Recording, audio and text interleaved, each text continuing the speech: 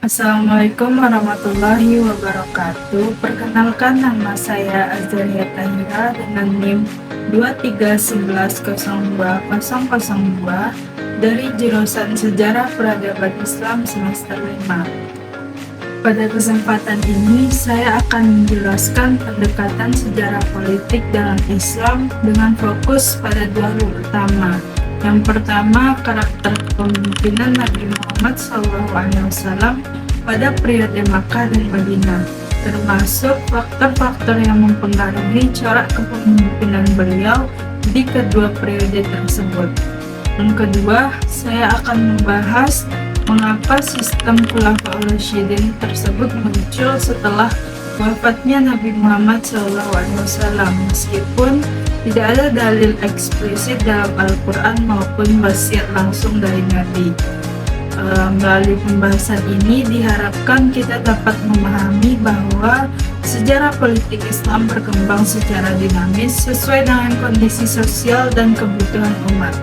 Karakter kepemimpinan Nabi Muhammad SAW pada periode Makkah.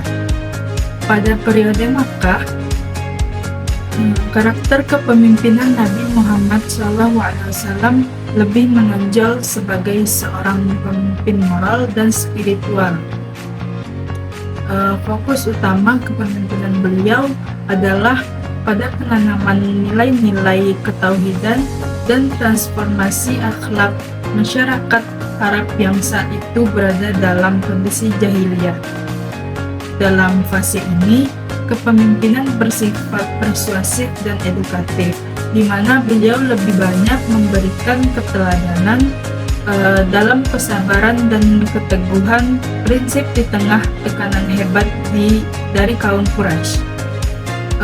Beliau tidak memiliki otoritas politik formal maupun wilayah kekuasaan, sehingga pengaruh kepemimpinannya murni dibangun di atas landasan kepercayaan dan integritas pribadi yang luar biasa.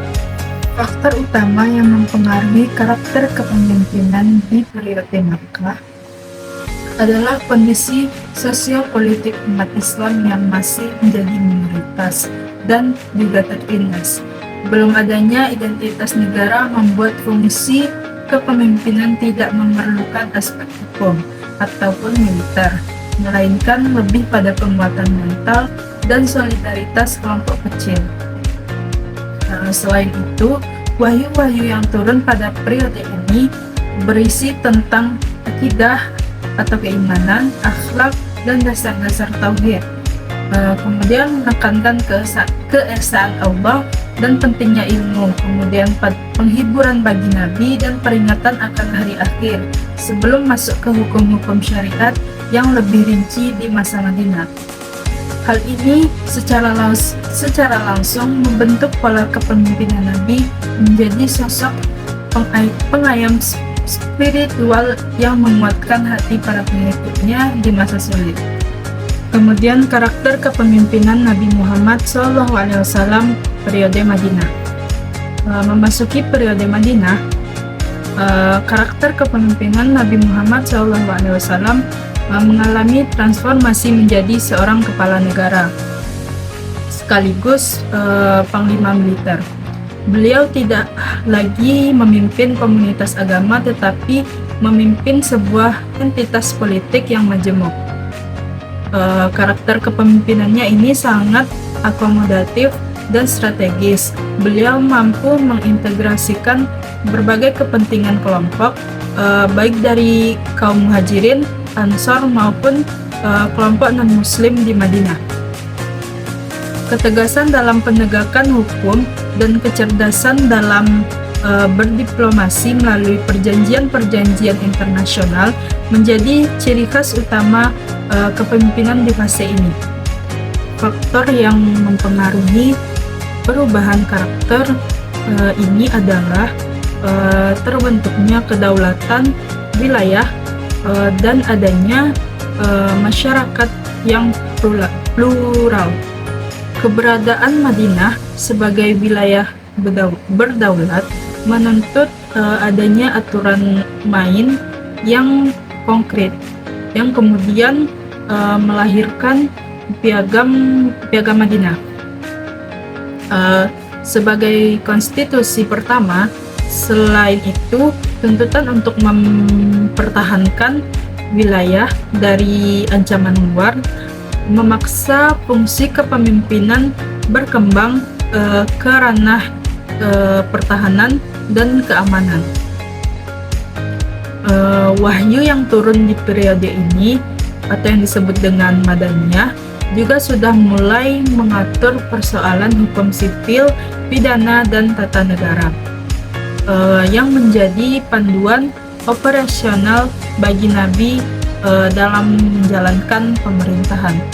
Penting bagi kita untuk menelaah Piagam Madinah sebagai sebuah politik yang revolusioner dalam sejarah kepemimpinan Nabi Muhammad SAW. Dokumen ini bukan sekedar perjanjian perdamaian, melainkan sebuah dokumen konstitusional yang meletakkan dasar bagi pembentukan negara bangsa. Melalui piagam ini, Rasulullah memperkenalkan konsep Ummah Wahidah, yaitu sebuah ikatan kemasyarakatan yang melampaui sekat-sekat primordialisme kesukuan dan garis keturunan. Dalam perspektif sejarah politik, ini merupakan transformasi radikal dari sistem tribalisme Arab yang bersifat eksklusif menuju sistem kewarganegaraan yang inklusif. Dalam Piagam Madinah tersebut, ditegaskan adanya prinsip kebebasan beragama dan jaminan keamanan bagi kaum minoritas, khususnya kelompok Yahudi dan suku-suku lain di Madinah, asalkan mereka mematuhi kesepakatan politik yang ada.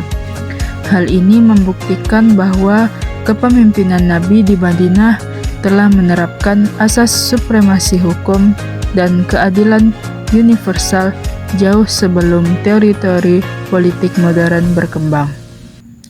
Piagam ini juga mengatur mengenai kewajiban kolektif dalam pertahanan negara, di mana setiap warga negara tanpa memandang latar belakang keyakinan memiliki tanggung jawab moral dan fisik untuk membela kedaulatan Madinah dari agresi luar.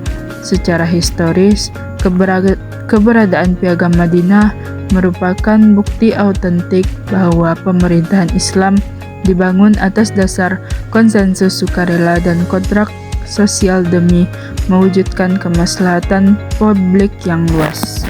Jika kita bandingkan secara mendalam, perbedaan kepemimpinan Nabi di Mekkah dan Madinah sangat terlihat dari peran dan fungsinya. Di Mekkah, Nabi Muhammad SAW berperan sebagai pemimpin moral yang fokus pada pembangunan karakter dan penguatan iman di tengah situasi yang penuh tekanan. Namun, saat di Madinah, peran beliau berkembang menjadi seorang negarawan dan kepala pemerintahan yang harus mengatur tata kelola masyarakat yang majemuk. Perubahan ini didorong oleh faktor lingkungan yang sangat berbeda. Di Mekkah, umat Islam adalah minoritas yang tidak memiliki kekuasaan wilayah, sehingga fokusnya adalah ketahanan mental.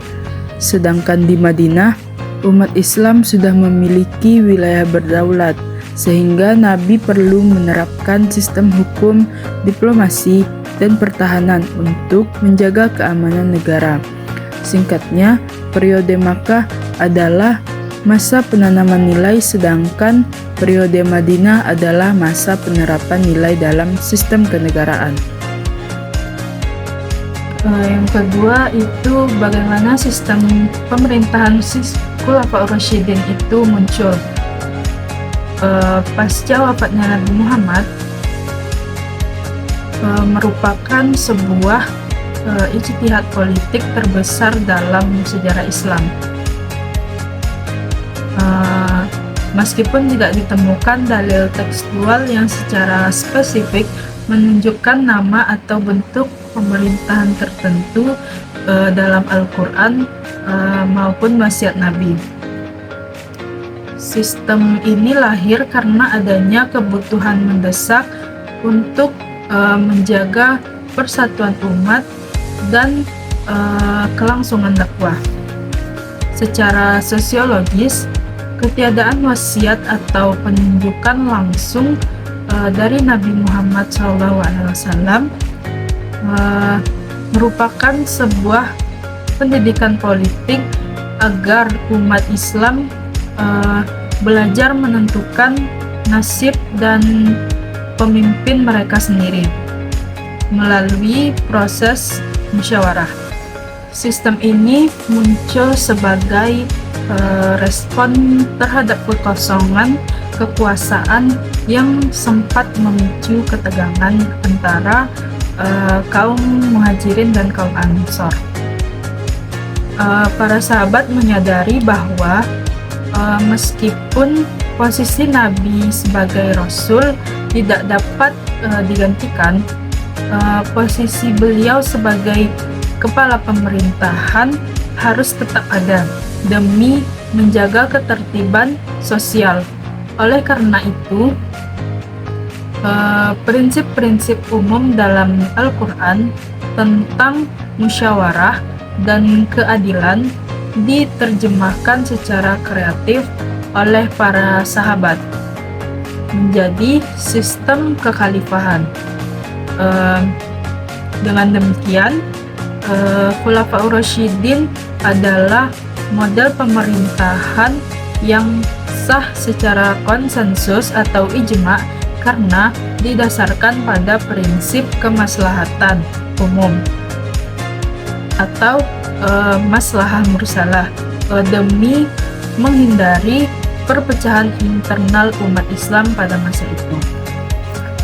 Kondisi ini juga menuntut umat Islam untuk melakukan ijtihad politik.